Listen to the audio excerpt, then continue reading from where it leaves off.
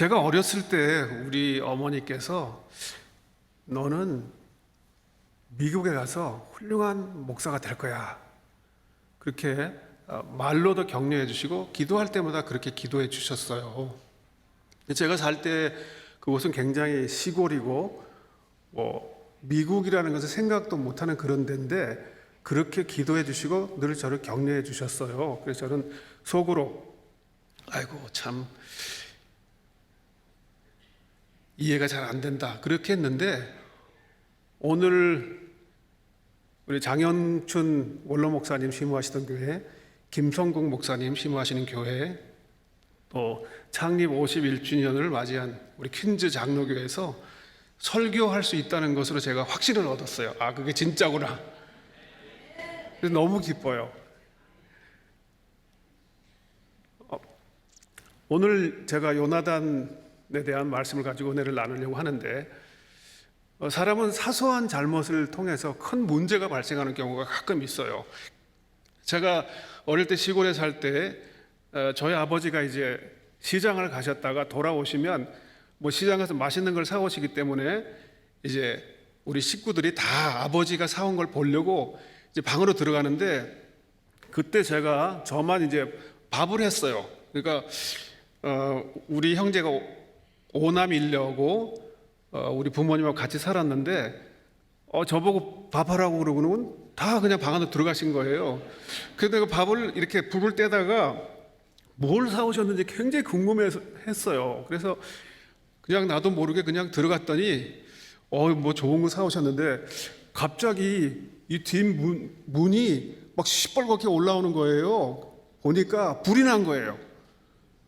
그래서 제가 그 선물이 뭔지 궁금해서 들어갔다가 우리 집이 홀랑 탔어요. 아이고, 그 좀 선물 안 보면 어때? 근데 그거 보려고 하다가 집이 다 탔어요. 이번에 젤렌스키 대통령이 트럼프하고 이렇게 회담하러 왔다가 옷 문제 가지고 막 그 회담이 결렬되는 걸 보고 이렇게 작은 일 가지고 이렇게 큰 일이 벌어지나? 그렇게 생각을 한 적도 있어요. 근데 오늘 성경에도 요나단이 어떻게 보면 사소한 일인데 큰 문제로 번졌어요. 사울 왕이 임금이 된 지 2년에 이제 군인들을 모았어요. 이스라엘 군인들을. 많은 사람들이 왔어요. 근데 그 중에서 3,000명만 골랐어요. 그리고 자기가 2,000명을 이제 데리고 있고 요나단에게는 1,000명을 줬어요. 그리고 나라를 지키라고 그렇게 했는데 어느 날 요나단이 가만히 보니까 블레셋이 항상 우리를 침략하고 괴롭게 하는데 이것 좀 어떻게 해볼 수 없을까? 내가 조그만 일이라도 해볼 수 없을까? 생각이 들어서 그 블레셋의 그 경비하는 그 부대를 쳤어요. 그랬더니 이 블레셋이 갑자기 군대를 소집하는 거예요. 그래서 어마어마한 군대를 소집을 했는데 군대를 병거가 3만, 마병이 6천, 군인 수는 해변에 모래알 같이 많이 모였다고 그렇게 성경이 기록하고 있어요. 아니 초소 하나 쳤는데 어마어마한 군대가 모인 거예요. 그러니까 이스라엘도 또 군대를 소집해서 다 모았는데 그 블레셋 군대가 너무너무 크니까 이스라엘 군인들이 전부 다 숨어 있는 거예요. 그냥 풀 속에 숨어 있고 바위틈 속에 숨어 있고 그냥 웅덩이 속에 들어가 있고 그냥 눈치만 보는 거예요. 그리고 어떻게 되나 다른 사람들이 해주겠지, 나는 좀 숨어 있을래, 이렇게 숨어 있었어요. 그런데 블레셋을 맞이했는데 사실 이스라엘에는요 무기가 없었어요. 그 당시에 블레셋이 이스라엘을 통치했는데 무기를 만들면 전쟁을 일으킬까 봐 대장간을 다 없애고 농기구만 만들게 했는데 농기구도 블레셋 땅으로 가서 그 대장간에 갈 수 있게끔 해놨기 때문에 오직 사울과 요나단만 창과 칼이 있었지 다른 군인들은 별도의 무기가 없었어요. 이렇게 군대 숫자가 작아요. 무기도 없어요. 너무너무 답답한 거예요. 그래서 이렇게 블레셋 군대가 진치고 있으니까 사울 왕이 그 소식을 듣고 이제 큰일 났어요. 이거 대체를 해야 되는데 전쟁에 나가야 되는데 이스라엘은 전쟁 나가기 전에 하나님께 먼저 제사를 드리잖아요. 그래서 사무엘에게 연락을 했어요. 지금 블레셋 군대가 엄청나게 쳐들어왔는데 이제 전쟁에 나가야 되는데 빨리 번제를 드리고 전쟁에 나가게 해주시길 바랍니다. 그랬더니 사무엘이 오케이, 7일 후에 7일 있다가 내가 갈 테니까 그때가 기다려라 그랬어요. 근데 아무리 기다려도 7일이 됐는데도 안 오는 거예요. 여러분, 사무엘이 제사를 드려야 전쟁에 나갈 수 있는데 약속 날짜가 다 됐는데 안 왔어요. 그러면 찬양대 같으면 어떻게 하시겠어요? 아무것도 안 해요? 어떻게 하시겠어요? 여러분은 사울이 너무 답답하니까 제사는 드려야 되겠고 블레셋은 쳐들어올 것 같고 그러니까 그냥 제사를 드렸어요. 근데 드리자마자 기다렸다는 듯이 사무엘이 온 거예요. 그리고 당신이 내가 드려야 될 제사를 드렸는데 하나님이 당신을 버렸습니다. 하나님이 다른 지도자를 세워서 이 이스라엘을 다스리게 할 겁니다 라고 청천벽력과 같은 저주의 말을 했어요. 여러분, 성경 말씀 제가 한번 읽어드리면 여호와께서 왕에게 명령하신 바를 왕이 지키지 아니하였으므로 여호와께서 그의 마음에 맞는 사람을 구하여 여호와께서 그를 백성의 지도자로 세우셨느니라. 여러분, 우리가 이 세상 살아갈 때요, 뭐 숫자 좀 작은 거 뭐 그럴 수 있어요. 뭐 무기 별로 없는 거 그럴 수 있어요. 사실 언제 뭐 이스라엘 군대가 뭐 숫자가 많아서 이겼습니까? 뭐 무기가 좋아서 이겼습니까? 하나님의 은혜로 이긴 거예요. 그런데 하나님이 버리시면 희망이 없는 거예요. 근데 하나님이 버리셨어요. 절망의 끝판입니다. 이런 절망을 만나면 사람들은 좌절하게 되어 있습니다. 그때 남은 군인은 600명만 남았다고 그랬어요. 많은 이스라엘 군인들이 전쟁이 났다고 해서 왔지만 그 이스라엘의 블레셋의 어마어마한 군세력과 하나님이 사무엘을 버리신 것을 보고는 다 절망해서 이제 희망이 없구나, 다 도망가고 600명만 남았어요. 그런데 요나단이 이상해요. 자기 시종을 데리고 그 블레셋 진영을 쭉 살피는 거예요. 그리고 어떻게 무슨 기회가 혹시 없나 살피고 있어요. 그때 다른 많은 사람들은, 이스라엘 사람들 다 숨어 있었어요. 그런데 이 요나단이 자기 시종 하나를 데리고 몰래 나갔을 때 아무도 그 두 사람이 나간 걸 몰랐어요. 그런데 이 두 사람은 나가서 하나님이 어떤 계획을 갖고 계신가 찾기 위해서 보고 있었어요. 여러분, 저는 이런 질문이 들었어요. 요나단의 입장이라면 하나님이 뭐 군대 수도 얼마 안 되는데 뭐 무기도 없는데 거기다가 아버지까지 버렸는데 자기가 굳이 이스라엘을 위하여, 아니 하나님의 뜻을 위하여 뭐 할 필요가 있을까? 저 같으면 안 할 것 같아요. 여러분은 어떠세요?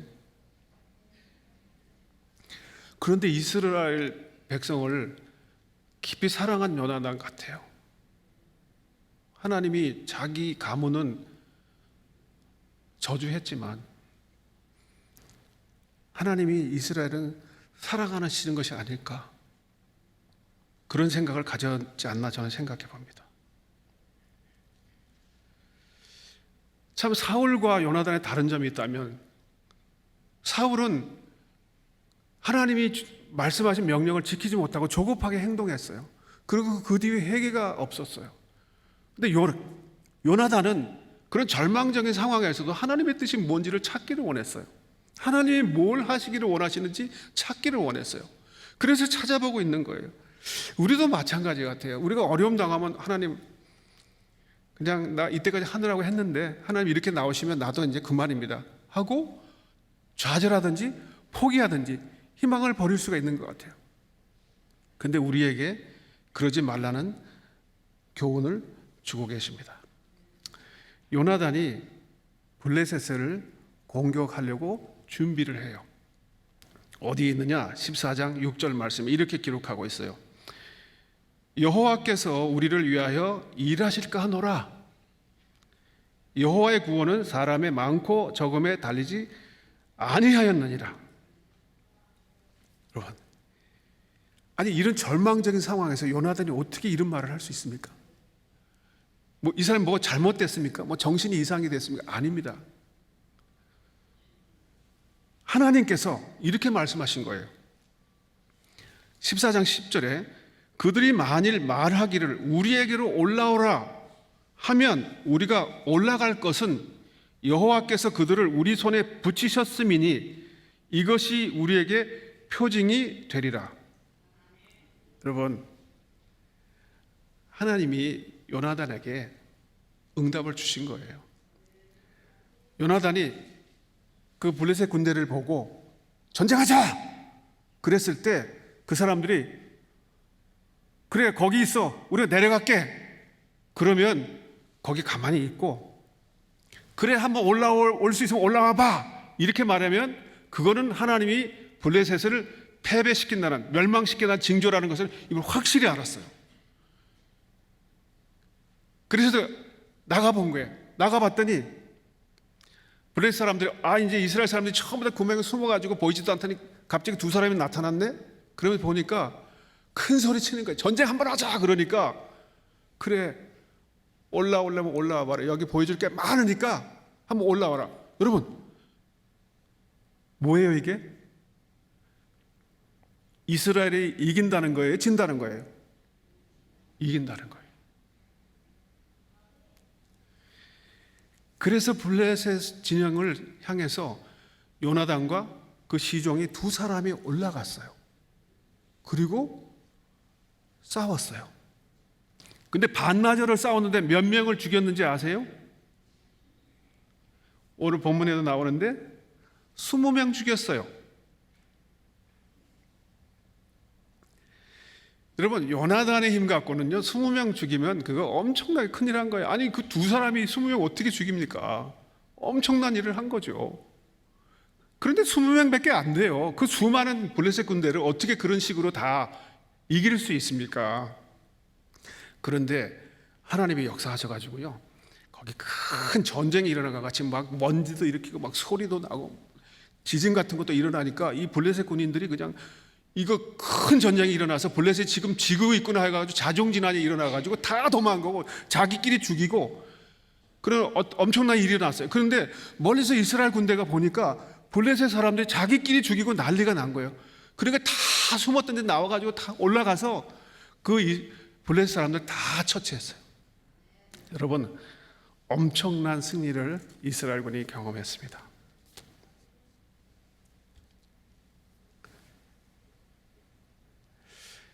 우리도 요나단 못지않게 어려움들이 있습니다. 엄청난 도전들이 있어요.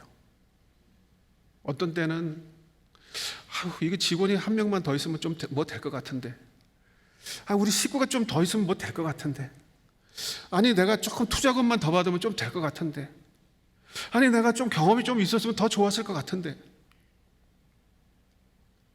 그런 경우 우리 다 있어요.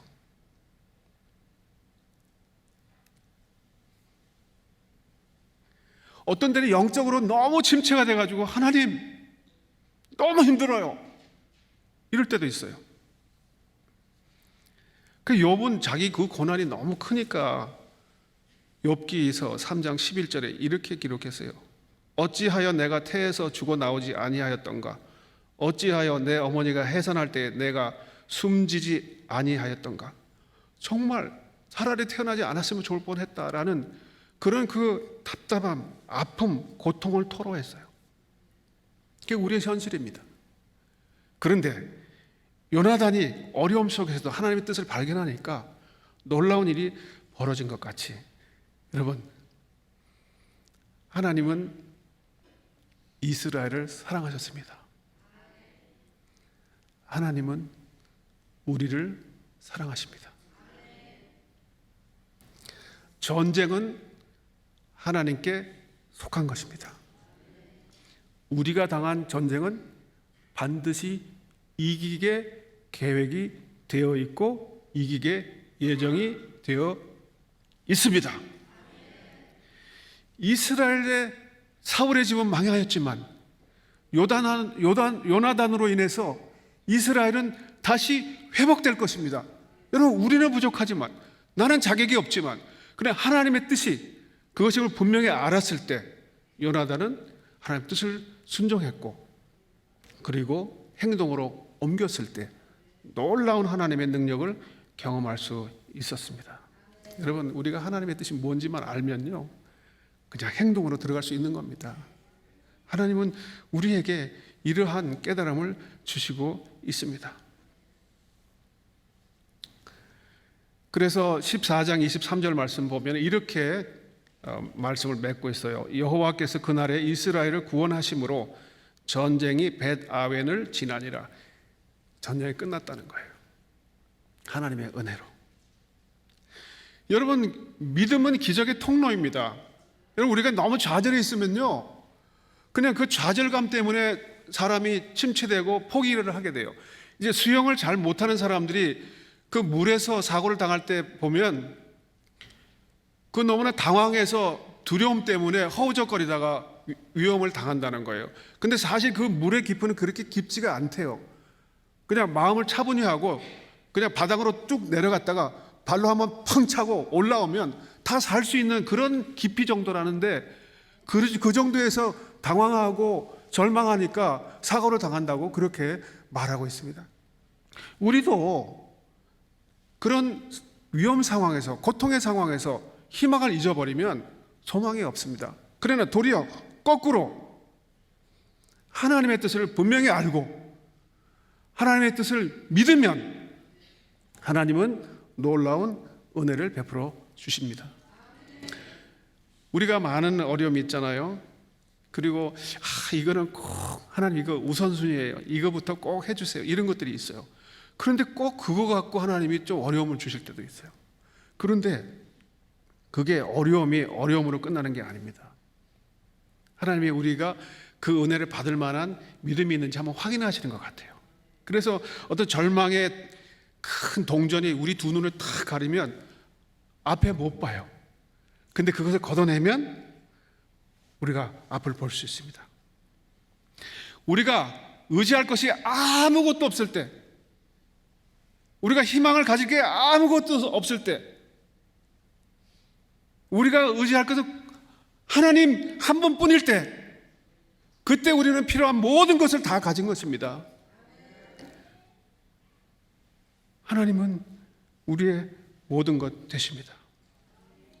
우리가 의지할 것은 오직 하나님 한 분뿐이십니다. 제가 오늘 설교 제목을 하나님의 뜻이라면이라고 정했습니다. 요나단이 어떻게 그 어려운 상황에서 이길 수 있었습니까? 요나단은 하나님의 뜻이 블레셋을 이기는 것이라면, 하나님의 뜻이 이스라엘을 회복하시는 것이라면 그것을 분명히 알았기 때문에 그런 일을 할 수 있었습니다.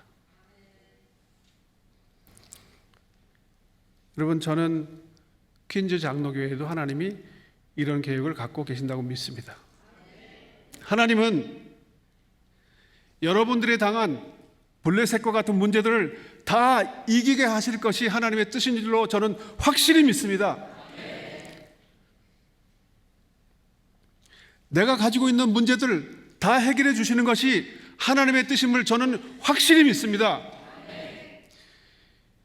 퀸즈 장로교회를 통해서 하나님이 큰 일을 이루시는 것이 하나님의 뜻임을 저는 확실히 믿습니다.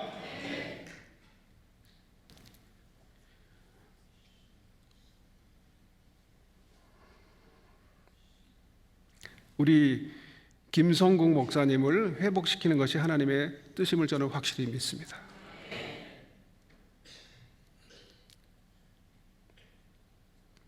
예수님께서 우리를 위해서 십자가에 죽어주셨습니다. 그런데 뭘 못하시겠습니까? 이사야서 53장 5절 말씀 이렇게 기록하고 있습니다. 그가 찔림은 우리의 허물을 때문이요 그가 상함은 우리의 죄악 때문이라. 그가 징계를 받음으로 우리는 평화를 누리고 그가 채찍을 맞음으로 우리는 나음을 받았도다. 예수님이 채찍 맞으셔서 우리가 나음을 받았어요. 이미 2000년 전에 그렇게 해놓으셨어요. 우리 믿으면 되는 거예요. 하나님께서 놀라운 계획을 세우셨습니다. 이번 사순절 기간 동안 여러분들이 기도에 참석하시면 하나님의 뜻이 반드시 이루어질 줄로 믿습니다. 하나님의 뜻이 반드시 이루어지는 사순절 새벽 기도에 꼭 나오셔서 하나님의 뜻을 발견하시고 믿음을 회복하시고 그래서 힘을 내시고 하나님의 은혜 속에서 충만한 삶을, 은혜의 삶을, 회복의 삶을 사시기를 주님의 이름으로 축원합니다. 기도하시겠습니다.